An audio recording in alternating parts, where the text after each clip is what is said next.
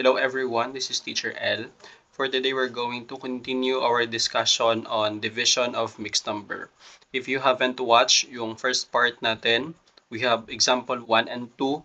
So, pwede siyang balikan in order to fully understand yung mga example natin ngayon. So, we have our third example, 4 and 4 over 5 divided by 3 and 2 over 3.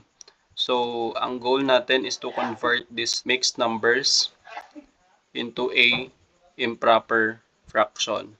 So, first we have 4 and 4 over 5. So, i-convert natin to into a improper fraction. So, first copy lang natin yung denominator na 5. Then, we multiply.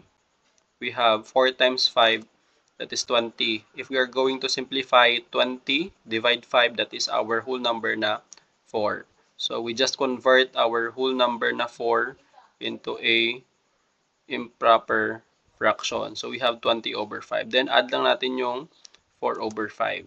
So, 20 plus 4, that is 24. Tapos, copy lang natin yung denominator na 5. So, we have 24 over 5. So, next, we have 3 and 2 over 3. First, copy lang natin yung denominator na 3. Then, we multiply 3 times 3, that is 9. So, if we simplify, 9 divide 3, that is our whole number na 3. Tapos, add lang natin yung 2 over 3. So, we have 9 plus 2, that is 11. Then, copy lang yung denominator na 3. So, we had 24 over 5 and 11 over 3. So, pwede na tayong mag-divide ng ating mga fractions. So, we have 24 over 5 divide by 11 over 5. So, first, we copy. Copy lang natin tong 24 over 25. Then, we convert this division sign into a multiplication. Then, we just flip this fraction 11 over 3. So, we have 3 over 11. So, binaliktad lang natin yung ating fraction. Then, we can now simplify 24 times 3, that is 72. Tapos 5 times 11, that is 55.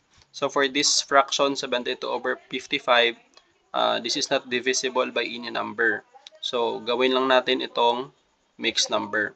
So, we divide 72 divide 55, that is 1 point something. Ang i-consider lang natin is yung whole number na 1. Yung decimals ay i-disregard lang natin.